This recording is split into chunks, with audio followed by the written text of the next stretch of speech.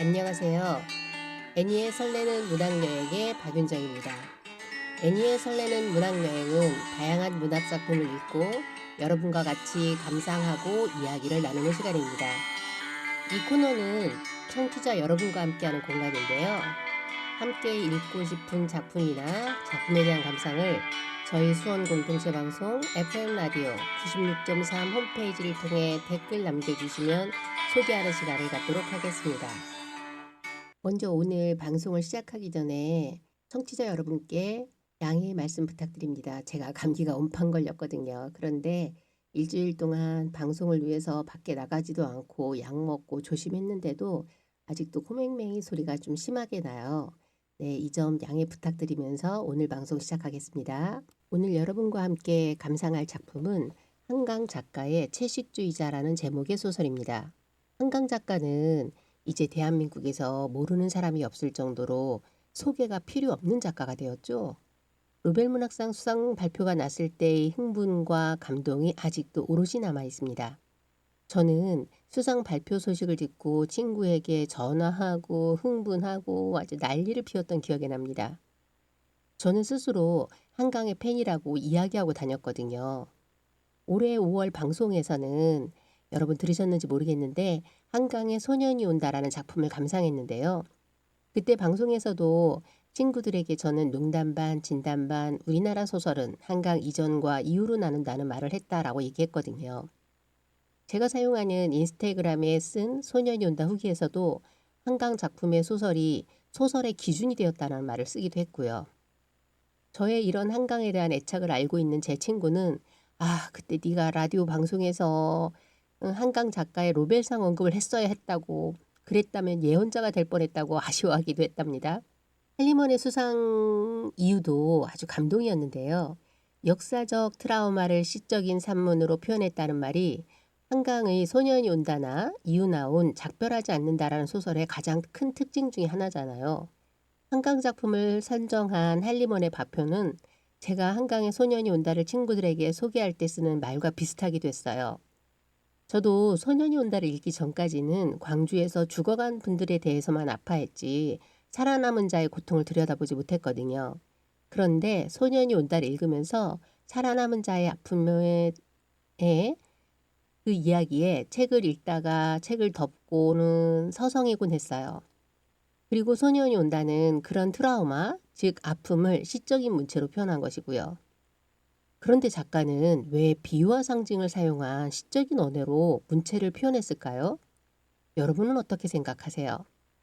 시적인 언어는 시로 작품 활동을 시작한 한강 작가의 문체이기도 하지만 한편으론 시적인 언어로 강주에서 죽어간 자, 살아남은 자의 희생을 숭고하고 아름답게 그리기 위한 것이라는 생각이 들었습니다. 청취자 여러분들은 한강의 노벨상 수상 소식이 어떤 마음이었는지 궁금합니다. 오늘 함께 감상할 채식주의자는 소년이 온다와는 다른 느낌으로 다가옵니다. 특히 2장 몽고 반점은 작가가 아닌 작중 인물이 격정적으로 글을 써내려간 느낌? 그런 느낌이었어요. 그래서 전 개인적으로 소년이 온다보다 채식주의자를 이해하는 것이 훨씬 더 어려웠어요.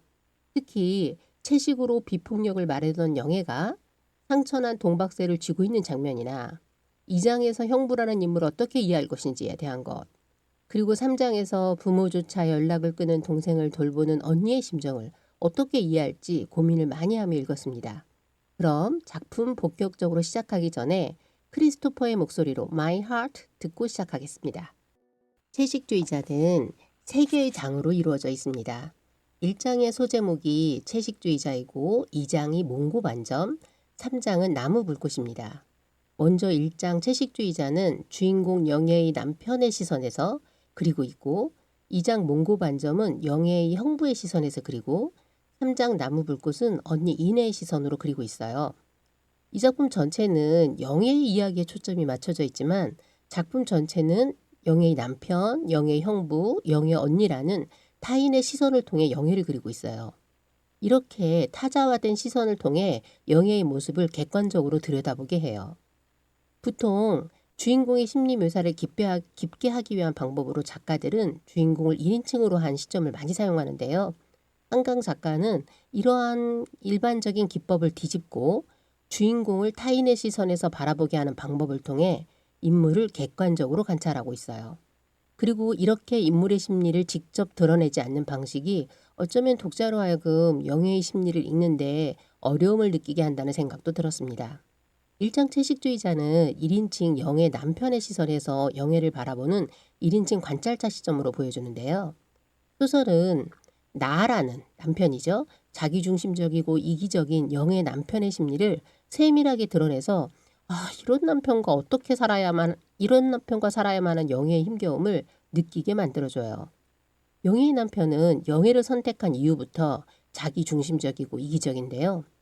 이런 남편의 모습을 작품에서는 특별한 매력이 없는 것과 같이 특별한 단점도 없어 보였기 때문이라고 그녀의 무단한 성격이 나에게는 편안했다라고 기술됩니다.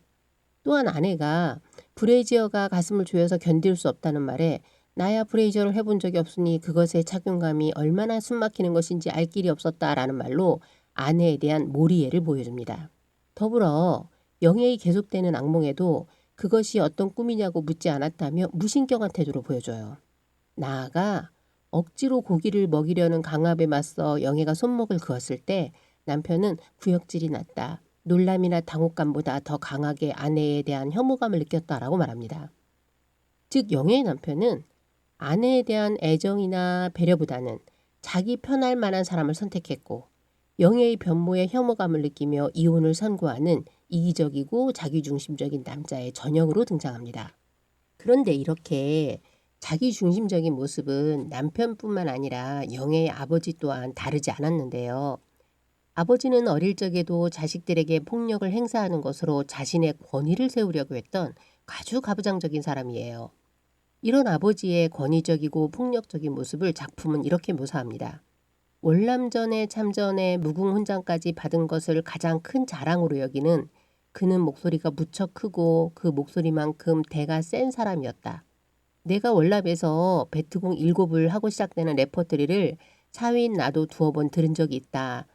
타인을 향한 폭력을 부끄러워하지 않고 자랑으로 생각하는 권위적인 모습을 작품은 큰 소리라든가 대가 센 모습으로 독자로 하여금 인물의 모습을 상상할 수 있게 하는데요. 이런 폭력적인 모습은 결국 채식을 고집하는 영예의 두 팔을 잡는 강압적인 모습으로 영예의 입안으로 고기를 짓이겨 먹이게 하고 이를 거부하는 영예의 뺨을 때리는 모습으로 나타납니다. 그리고 이런 폭력에 맞서 영예는 자신의 손목을 칼로 긋는 자해로 저항하게 돼요. 마일리 사이러스의 목소리로 플라워스 듣고 계속할게요. 그렇다면 영예는 이렇게 가부장적이고 자기중심적인 아버지와 남편의 폭력성에 어떻게 대응했을까요? 이런 상황에서 영예가 채식을 하게 되는 이유는 무엇일까요? 작품에서 영예의 목소리는 영예의 꿈을 통해서만 자기 목소리를 내고 있습니다. 작품은 이를 이태리체로 써서 독자들로 하여금 영예의 목소리에 집중하게 하는데요. 첫 번째 꿈을 꾸기 전날 아침 영예는 남편의 아침 밥상을 준비하기 위해 고기를 썰고 있었고 화를 내며 재촉하는 남편으로 인해 손가락을 베게 돼요. 첫 번째 꿈을 꾸는데요. 그 꿈 장면 같이 감상하겠습니다. 수백 개의 기다랗고 시뻘건 고기 덩어리들이 커다란 대박대기에 매달려 있다는 걸 입고 있던 흰 옷이 온통 피에 젖었어. 난 무서웠어. 내 입에 피가 묻어 있었어. 그 헛간에서 나는 떨어진 고기 덩어리를 주워 먹었거든. 헛간 바득 피 웅덩이에 비친 내 눈이 번쩍였어. 그렇게 생생할 수 없어. 이빨에 씹히던 날고기의 감촉이, 내 얼굴이, 눈빛이 처음 보는 얼굴 같은데 분명 내 얼굴이었어. 아니야. 거꾸로 수없이 봤던 얼굴 같은데 내 얼굴이 아니었어. 살육한 가축이 대막대기에 매달려 있고 그걸 먹고 그래서 손과 입에 피가 묻어 있는 모습. 바로 육식을 하는 우리의 모습을 굉장히 자극적인 방식으로 표현한 것인데요. 여기서 거꾸로 수없이 봤던 얼굴 같은데 내 얼굴이 아니었어는 어떻게 이해할 수 있을까요? 어쩌면 육식을 하는 모습이 익숙한 내 얼굴인 것 같지만 내 얼굴이 아니었어라는 말처럼 우리의 본질적 모습은 아니라는 표현처럼 보였어요. 그리고 이렇게 육식을 하는 모습은 흰옷이 피에 젖었어라는 말처럼 순수를 잃은 모습이고 영예는 이런 인간의 육식의 폭력성에 두려움을 느낍니다. 그리고 이런 두려움이 내재된 무의식이 되어 영예로 하여금 계속 악몽을 꾸게 한 거란 생각이 들었어요. 사육되어 피 흘리는 가축의 꿈은 어릴 적 기르던 개를 잡아먹었던 기억을 환기시키며 인간의 폭력성과 또다시 연결하는데요. 아버지는 달리다 죽은 개가 더 부드럽다며 한여름에 오토바이에 개를 묶어 달리다가 개가 결국 거품을 토하며 죽게 만들어요. 이 장면 같이 감상할게요. 축 늘어진 녀석을 오토바이 뒤에 실은 아버지가 보여 녀석의 눈꺼풀이 열린 핏물이 고인 눈을 나를 보고 있어. 그날 저녁 우리 집에서 잔치가 벌어졌어. 개에 물린 상처가 나으려면 먹어야 한다는 말에 나도 한 입을 떠 먹었지. 들깨 냄새가 다 덮지 못한 누린내가 코를 찔렀어. 국밥 위로 어른거리던 눈. 녀석이 달리며 거품 섞인 피를 토하며 나를 보던 두 눈을 기억해. 아무렇지도 않더군. 정말 아무렇지도 않았어. 영애가 자기 집에서 기르던 개를 먹었던 이 폭력적 기억을 환기하는 장면인데요. 이때 영애가 느꼈던 심리적 갈등과 죄책감이 위로 어른거리던 눈, 피를 토하며 나를 보던 두 눈으로 표현되고 있어요. 또한 누린내가 코를 찔렀어도 이런 육식의 폭력성에 대한 죄책감을 후각적 이미지로 표현한 것이고요. 이런 점에서 아무렇지도 않더군 정말 아무렇지도 않았다라는 것, 이 말은 정말 아무렇지도 않았다가 아니라 또렷이 기억이 날만큼 그날의 기억이 불편했다라는 것을 반연어적으로 표현한 것이겠죠. 육식이 다른 생명체에 대한 폭력이라는 것을 인식하지 못했던 어른들, 여기에 달리다 숨이 차 개의 목숨이 끊어지게 만든 아버지의 폭력성, 이를 정하지 못하고 받아들였던 기억은 영애에게 상처를 줬어요. 그리고 이런 폭력성이 자신 안에도 내재되어 있다는 것에 영애는 경악해요.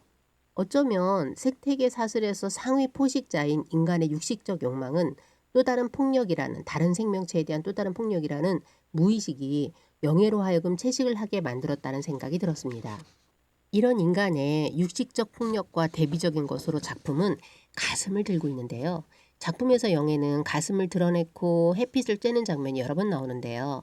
그렇다면 가슴이 의미하는 것은 무엇인지 작품 속 장면 같이 읽어볼게요. 짐승의 피, 그리고 다시 맹수의 눈, 내 뱃속에서 올라온 것 같은 눈, 떨면서 눈을 뜨면 내 손을 확인해. 내 손톱이 아직 부드러운지, 내 이빨이 아직 온순한지. 내가 믿는 건 가슴뿐이야. 난 내 젖가슴이 좋아. 젖가슴으론 아무것도 죽일 수 없으니까. 손도 발도 이빨도 새치여도 심지어는 시선마저도 무엇이든 죽이고 해칠 수 있는 무기잖아. 후배에 죽은 짐승의 모습을 영애는 내 뱃속에서 올라온 것 같다라고 말하는데요. 식욕이라는 인간의 욕망이 다른 짐승을 살해한다는 점에서 뱃속은 육식과 폭력의 공간입니다. 더불어 인간의 이빨, 손발, 심지어 새치혀도 폭력의 도구로 변질될 수 있습니다. 이런 인간의 폭력성에 영애가 저항할 수 있는 것은 가슴처럼 비폭력적인 것, 즉 채식일 수밖에 없었다는 생각이 들어요. 그런데 1장 끝에서 영애의 소나기에 목이 눌려있던 포식자에게 뜯긴 듯한 거친 이빨 자국 아래로 붉은 혈흔이 선명한 동박새의 장면은 어떻게 이해할까요? 폭력에 대한 겁으로 채식을 고집하던 영애가 동박새를 물어 소나기에 움켜쥐고 있는 것을 어떻게 이해할까요? 작가는 이 동박새를 영애가 죽인 건지 아니면 죽은 동박새를 영애가 움켜쥐고 있는 것인지 자세한 설명을 하지 않고 작품이 끝납니다. 만약 죽은 동박새를 영애가 움켜쥐고 있다면 폭력에 희생된 존재에 대한 안타까움과 연민이겠지요? 그런데 만약 영애가 동박사를 물어서 움켜쥐고 있는 거라면 이것은 어떤 의미일까요? 제가 책을 읽으며 정말 많이 고민했던 부분인데요. 3장에서 내장기관이 다 퇴화한 식물이 되고자 한 영애의 모습과 연결시켜 본다면 채식만으로는 인간의 폭력성에서 벗어날 수 없다는 절망적 표현이라는 생각이 들었습니다. 그래서 3장에서처럼 가장 비폭력적인 존재인 나무가 되는 것만이 폭력에서 벗어날 수 있다고 영애는 생각한 것처럼 보였어요. 뒤에 3장 같이 읽으며 다시 생각해 보겠습니다. 제가 좋아하는 뮤지컬 영화인데요. 영화 레미제라블의 주제곡 Do You Hear the People Sing 듣고 오겠습니다. 2장 몽고 반점은 이 소설 전체에서 가장 센세이션을 불러일으킨 작품이죠. 원래 몽고 반점은 처음 단편 소설로 나와서 이상문학상에서 심사위원 전원 만장일치로 대상을 수상한 작품이에요. 이후 1장의 채식주의자와 3장의 나무 불꽃을 써서 하나의 완결된 장편 소설로 만든 거죠. 소설을 읽다 보면 궁금증이 생겨요. 작가는 1장과 3장의 내용을 염두에 두고 몽고반점을 썼을까요? 아니면 몽고반점에 맞게 1장과 3장을 썼을까요? 어느 것이든 조각들을 모아서 하나로 엮어내는 작가의 구성력과 필력이 대단하다는 생각이 듭니다. 몽고반점은 영의 언니의 남편인 형부로 초점화해서 그리고 있는데요. 여기서 형부라는 인물을 어떻게 바라볼 것인가도 참 고민을 많이 했어요. 여기서 형부라는 인물은 꽤나 복합적인 인물인데요. 형부는 속물적이었던 남편과 다르게 나름 현실에 대한 비판적 안목으로 예술성을 추구했던 긍정적 인물이에요. 그런데 아내 이내에게서 영애에게 몽고반점이 있다는 말을 듣고 자신도 컨트롤하기 어려운 감정이 휩싸이게 돼요. 자신과 몽고반점이 있는 영애의 몸에 꽃그림을 그리고 서로 교합하는 장면을 디지털 이미지로 찍고 싶다는 강렬한 욕망인데요. 처음엔 작가로서의 예술적 욕망이 있겠지만 그것은 처제인 영애에 대한 성적 욕망으로 이어지게 되고요. 작품에서 남편이란 인물의 내적 갈등 나오는데요. 이 형부죠. 같이 읽어볼게요.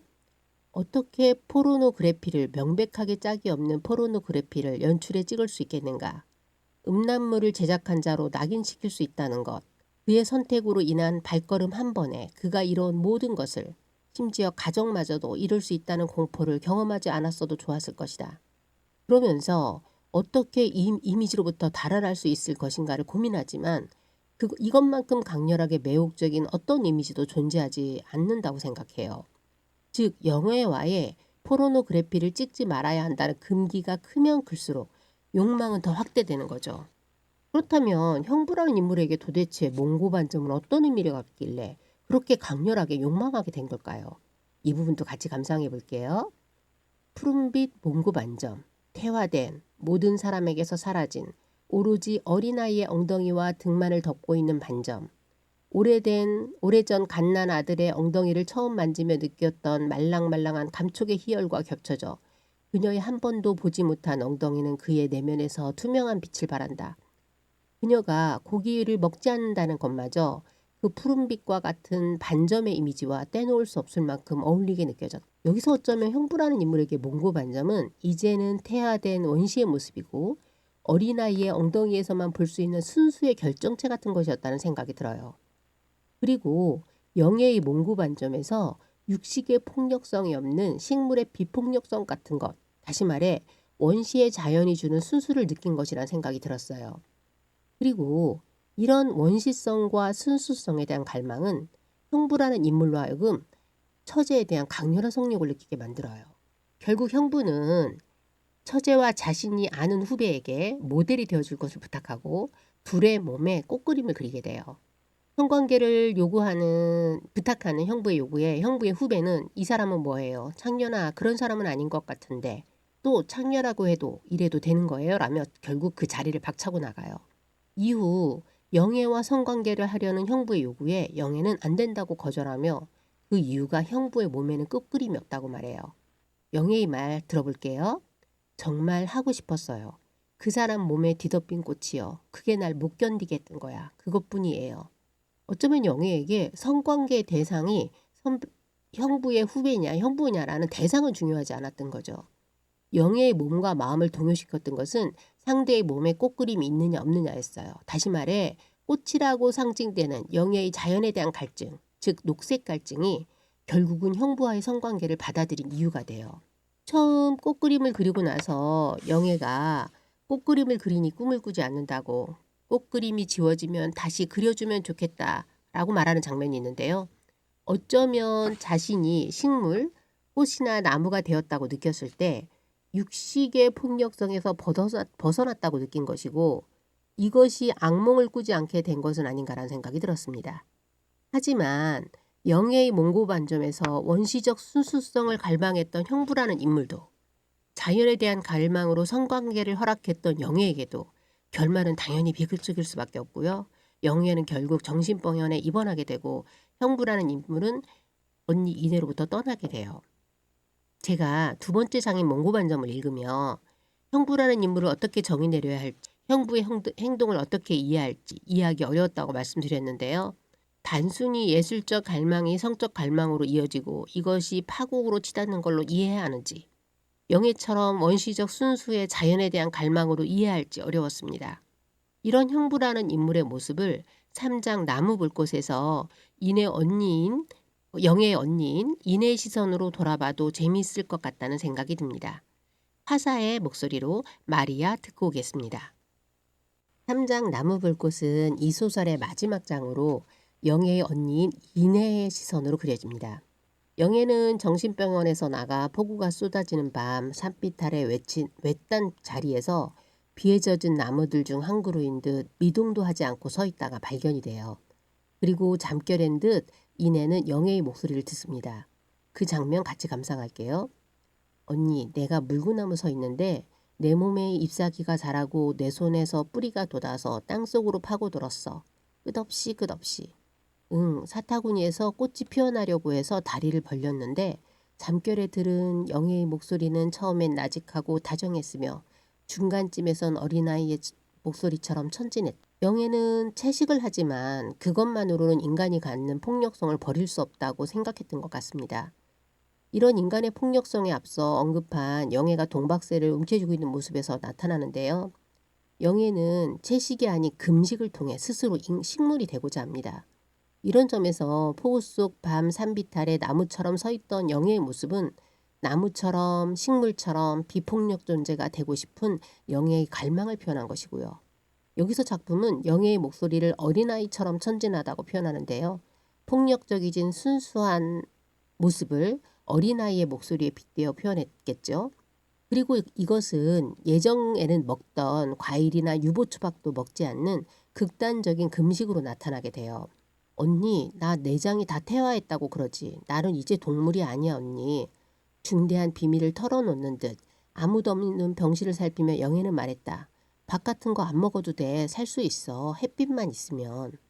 내장은 동물의 소화기관이잖아요.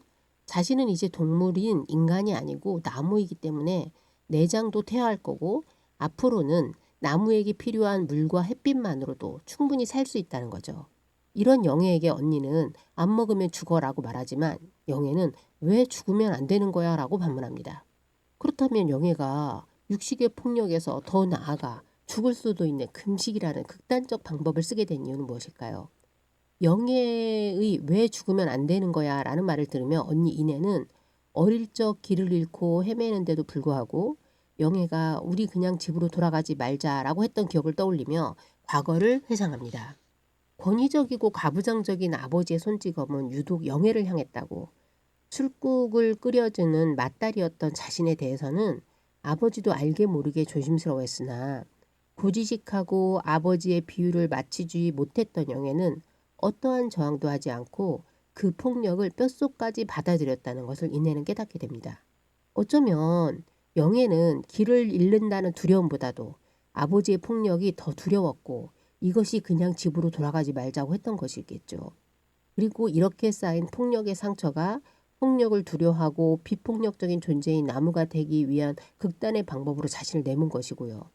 이렇게 독자는 아버지의 물리적, 언어적 폭력성, 남편의 자기중심적인 이기적 폭력에 상처 입은 영애가 금식이라는 극단으로 자신을 내몰았다는 것을 깨닫게 됩니다.